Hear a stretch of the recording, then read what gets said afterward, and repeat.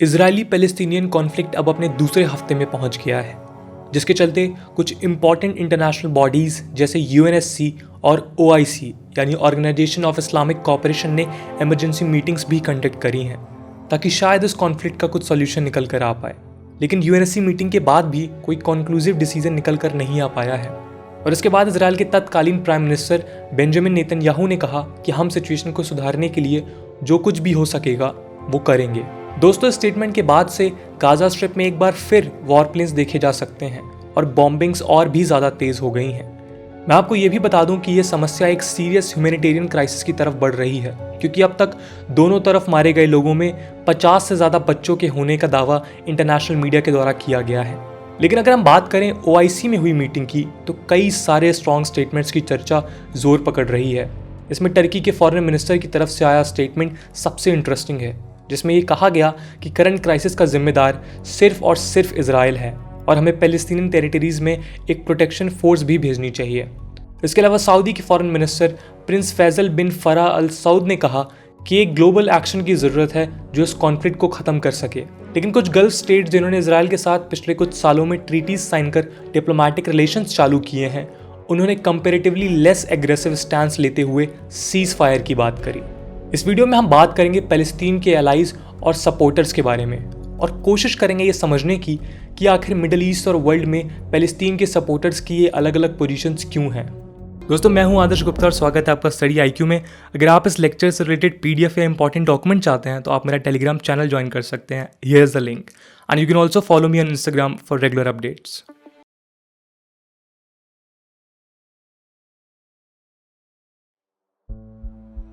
सबसे पहले मैं आपको बता दूं कि 1988 में पैलेस्टीनियन कॉज को रिप्रेजेंट करने वाले अम्ब्रेला ऑर्गेनाइजेशन पीएलओ यानी पैलेस्टीन लिबरेशन ऑर्गेनाइजेशन ने पैलेस्टीन का इंडिपेंडेंस डिक्लेयर किया था, जिसके बाद 1993 के ओस्लो अकॉर्ड्स के तहत पैलेस्टीन अथॉरिटी का जन्म हुआ, जो स्टेट ऑफ पैलेस्टीन की रिकॉग्नाइज्ड गवर्निंग बॉडी है। इसके बाद से पीएलओ ने दुनिया भर में अपने डिप्लोमेटिक मिशन स्टैब्लिश करने चालू कर दिए, जिसके बाद से लेकर आज तक पैलेस्टीन के सपोर्ट में 138 यूएन मेंबर स्टेट्स ने उसे एक सेपरेट स्टेट की तरह रिकॉग्नाइज किया है। इसमें सबसे इंपॉर्टेंट देश इंडिया, रशिया, पाकिस्तान, चाइना और अरब लीग के सारे मेंबर्स इंक्लूडेड हैं। इसके अलावा अफ्रीका के ऑलमोस्ट सारे कंट्रीज एक्सेप्ट कैमरून और एरिट्रिया पैलेस्टीन के स्टेटहुड को रिकॉग्नाइज कर चुके हैं। साउथ अमेरिका के भी कुछ देशों को छोड़कर बाकी के सारे देशों ने पैलेस्टीन को रिकॉग्नाइज किया है। जिन्होंने पैलेस्टीन के स्टेटहुड को आज तक एक्सेप्ट नहीं किया वो लार्जली फर्स्ट वर्ल्ड कंट्रीज़ हैं, जिनमें यूएसए, कनाडा, यूके और बाकी के वेस्टर्न यूरोपियन कंट्रीज़ इंक्लूडेड हैं। लेकिन आपको बता दूं कि यूएस और यूके जैसे देश पैलेस्टीनियन अथॉरिटी के साथ डिप्लोमेटिक रिलेशंस मेंटेन करते हैं, भले ही उसको एक स्टेट रिकॉग्नाइज नहीं करते। 2011 में पैलेस्टीनियन अथॉरिटी ने यूएन में अपनी मेंबरशिप को लेकर भी एफर्ट्स चालू किए, जिसे पैलेस्टीन 194 कैंपेन कहा गया। लेकिन यूएनएससी में यूएसए के वीटो की वजह से ये आज तक मुमकिन नहीं हो पाया है। तो ये था पैलेस्टीन की इंटरनेशनल रिकॉग्निशन का एक ब्रीफ ओवरव्यू। अब हम बात करते हैं पैलेस्टीन कॉज को सपोर्ट करने वाले देशों की और जानते हैं कि ये सपोर्ट इंटरनेशनल एरिना में किस तरह से हो रहा है।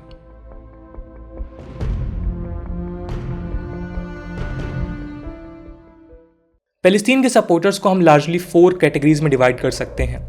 पहले वो देश जो इजराइल के क्रिएशन को ही इलीगल मानते हैं और उसे एज अ स्टेट रिकॉग्नाइज नहीं करते और मांग करते हैं एक पैलेस्टीनियन स्टेट की।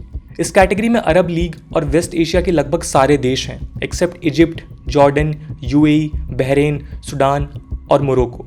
वेस्ट एशिया के बाहर नॉर्थ कोरिया, वेनेजुएला और बाकी की मुस्लिम मेजोरिटी कंट्रीज़ जैसे पाकिस्तान, बांग्लादेश, इंडोनेशिया और मलेशिया भी इजराइल को रिकॉग्नाइज नहीं करते हैं और पैलेस्टीन के स्ट्रॉन्ग सपोर्टर्स हैं। इन देशों के बारे में हम आगे चल के डिटेल में भी बात करेंगे। दूसरे कैटेगरी में वो देश आते हैं जो इजराइल और पैलेस्टीन दोनों को रिकॉग्नाइज करते हैं और एक मिडिल ग्राउंड की बात करते हैं, पर फिर भी आज हो रहे वायलेंस के लिए वो जिम्मेदार मेनली इजराइल को मानते हैं और ये क्लेम करते हैं कि इजराइल एक पावरफुल देश है जो कमज़ोर पैलेस्टीनियंस को ऑपरेस कर रहा है। इस कैटेगरी में Egypt, Turkey, Jordan, UAE, Bahrain जैसे देश आते हैं। ये बात गौर करने वाली है कि इन देशों की फॉरेन पॉलिसीज़ में थोड़ा कन्फ्यूजन देखने को मिला है। फॉर एग्जाम्पल, हाल ही में हुई ओआईसी मीट में टर्की काफ़ी ज़्यादा एग्रेसिवली पैलेस्टीन को सपोर्ट करते हुए दिख रहा है, लेकिन एक दौर ऐसा था जब टर्की ने सबसे पहले इजराइल के क्रिएशन को रिकॉग्नाइज किया था।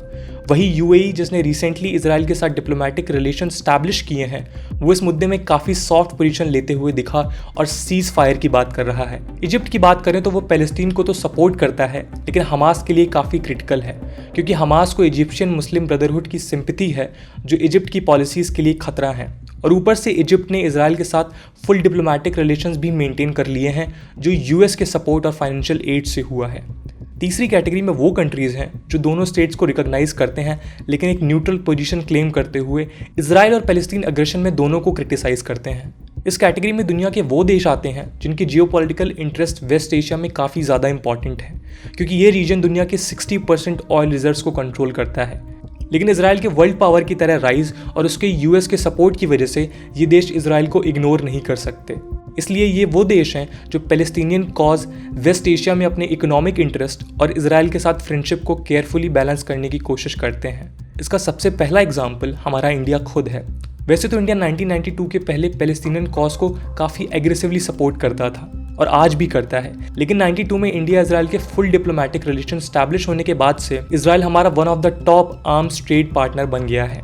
यही कारण है कि 16 मई को इंडिया के यूएन रिप्रेजेंटेटिव ने पैलेस्टीन कॉज को सपोर्ट भी किया, लेकिन हमास के रॉकेट अटैक्स की आलोचना भी करी और इजराइल के अटैक्स को रिटेलिटरी मेजर बताया। और साथ ही साथ क्योंकि इंडिया क्रॉस बॉर्डर टेररिज्म को सालों से झेल रहा है और इसीलिए शायद हमास की आलोचना करना ज़रूरी और सही भी था। हम चाइना को भी इसी कैटेगरी में रख सकते हैं। चाइना दोनों साइड से पीस टॉक रिज्यूम करने की बात करता है और 2 स्टेट सॉल्यूशन को सपोर्ट करता है, जिसका मतलब है कि इजराइल और पैलेस्टीन दोनों इंडिपेंडेंट स्टेट की तरह पीसफुली एग्जिस्ट करें। चाइना ने रीसेंट यूएनएससी मीट के इनकॉन्क्लूसिव आउटकम की आलोचना करते हुए कहा कि यूएस का वीटो इस प्रॉब्लम की जड़ है और यूएस को जल्द से जल्द एक सॉल्यूशन को सपोर्ट करना चाहिए। चाइना के साथ इस कैटेगरी में रशिया को भी रखा जा सकता है, जो पैलेस्टीन और इजराइल दोनों के साथ अच्छे रिलेशंस मेंटेन करने की कोशिश में है और उसने भी इस कॉन्फ्लिक्ट को डिफ्यूज करने की बात करी है। हालांकि रशिया सीरिया का बहुत स्ट्रॉन्ग एलाई है, जिसके इजराइल के साथ रिलेशंस काफ़ी खराब है, लेकिन एक्सपर्ट्स का मानना है कि रशिया इस मुद्दे पर एक केयरफुल बैलेंसिंग और मॉडरेट स्टैंड अडॉप्ट कर रहा है। चौथी और आखिरी कैटेगरी में वो देश हैं जो मेनली इजराइल को सपोर्ट करते हैं और ये मानते हैं कि इजराइल पैलेस्टीन कॉन्फ्लिक्ट का अंत बायलैटरल होना चाहिए और इजराइल पैलेस्टीन जिस भी डिसीजन पे पहुंचेंगे वो उसको सपोर्ट करेंगे। इस कैटेगरी में सबसे इंपॉर्टेंट देश है यूएसए, जो इजराइल को आर्म सपोर्ट देता है और उसका सबसे स्ट्रॉन्गेस्ट अलाई है। पर पैलेस्टीनियन कॉज को लेकर यूएस की डोमेस्टिक पॉलिटिक्स में सिंपैथी की वजह से वो पैलेस्टीनियन कॉज को कम्प्लीटली निगलेक्ट भी नहीं कर पाता और इजराइल पैलेस्टीन बायलैटरल सॉल्यूशन को सपोर्ट करता है। यूएस के पैलेस्टीनियन अथॉरिटी के साथ डिप्लोमेटिक रिलेशंस भी हैं। दूसरा इंपॉर्टेंट कंट्री है यूनाइटेड किंगडम, जिसका इतिहास इस पूरे कॉन्फ्लिक्ट के रूट से रिलेटेड है। यूके ने 2011 में पैलेस्टीन की यूएन में नॉन मेंबर ऑब्जर्वर स्टेट की तरह रिकॉग्निशन की बात करी थी। यूरोपियन यूनियन की बात करें तो उसके 9 स्टेट्स पैलेस्टीन को एक स्टेट की तरह रिकॉग्नाइज करते हैं और ईयू के पैलेस्टीन के साथ डिप्लोमेटिक रिलेशंस 1975 में ही स्टैब्लिश हो गए थे, लेकिन मेजॉरिटी ईयू स्टेट्स अभी भी पैलेस्टीन के स्टेटहुड को लेकर सपोर्टिव नहीं है।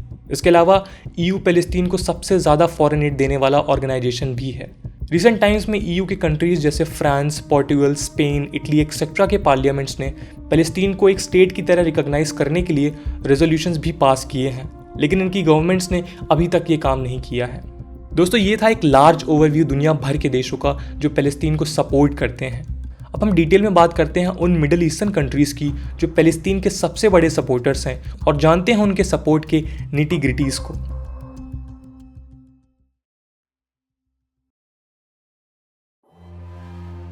पहला देश है सीरिया। सीरियन गवर्नमेंट अभी भी पैलेस्टीन को एग्रेसिवली डिफेंड और सपोर्ट करती है और इजराइल के प्रति काफ़ी हॉस्टाइल है। सीरिया का अलायंस ईरान के साथ काफ़ी स्ट्रॉन्ग है, जो इस रीजन में शायद इजराइल का सबसे बड़ा राइवल है। सीरिया की इजराइल के साथ राइवलरी का एक मेन रीज़न गोलान हाइट्स की टेरिटरी है, जिसे इजराइल ने 1967 में कैप्चर कर लिया था। इसके बाद आता है ईरान।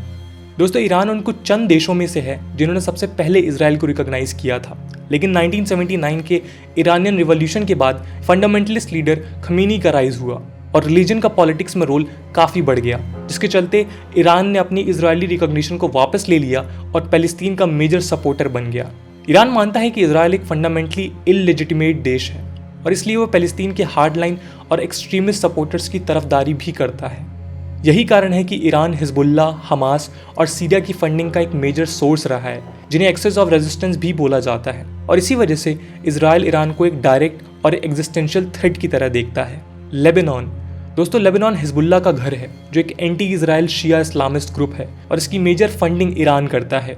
हिजबुल्ला लेबनीज पॉलिटिक्स में एक मेजर फोर्स है और इसलिए लेबनान की पॉलिटिक्स हिजबुल्ला की पॉलिटिक्स से काफ़ी हद तक डिटरमाइन होती है।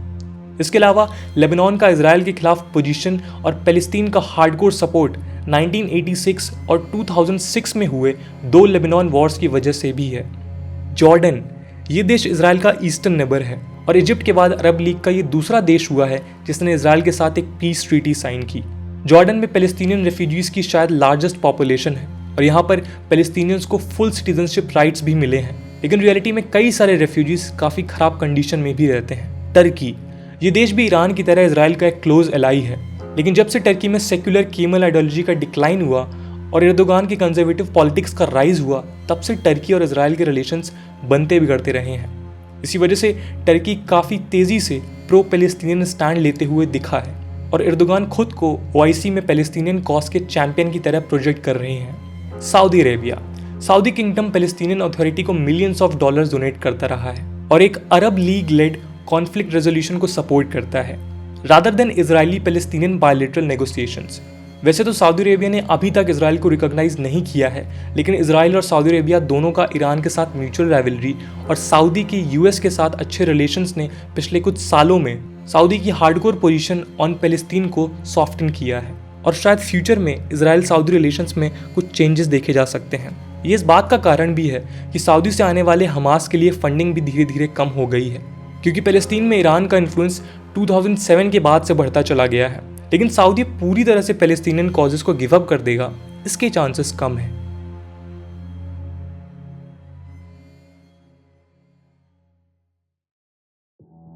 अगर इस पूरी डिस्कशन को हम कंक्लूड करें तो ये बात समझी जा सकती है कि दुनिया में शायद ही कोई ऐसा देश है जो पैलेस्टीन के कॉज को बिल्कुल भी सपोर्ट या उसके लेजिटिमेट डिमांड्स को नहीं मानता हो, लेकिन ग्राउंड रियलिटी में सबका सपोर्ट अलग अलग तरीके से है।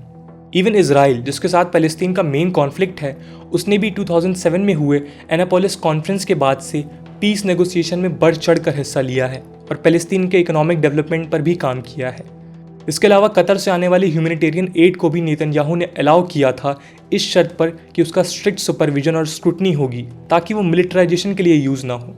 खैर, इन देशों के सपोर्ट में जो अंतर देखने को मिलते हैं उसका मेन रीज़न है इजराइल का एक मेजर पावर की तरह राइज करना, यूएस का इजराइल को सपोर्ट, हमास का वायलेंट मेथड्स का यूज़ करना और कोल्ड वॉर के बाद चेंजिंग ग्लोबल रीजनल जियोपॉलिटिक्स, जिसकी वजह से दुनिया भर के देशों ने आइडियोलॉजिकल पोजीशंस को गिव अप कर रियल पॉलिटिक के प्रिंसिपल्स को अडॉप्ट कर लिया है।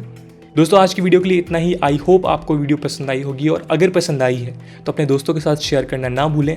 मिलते हैं अगले वीडियो में, तब तक के लिए जय हिंद, जय भारत।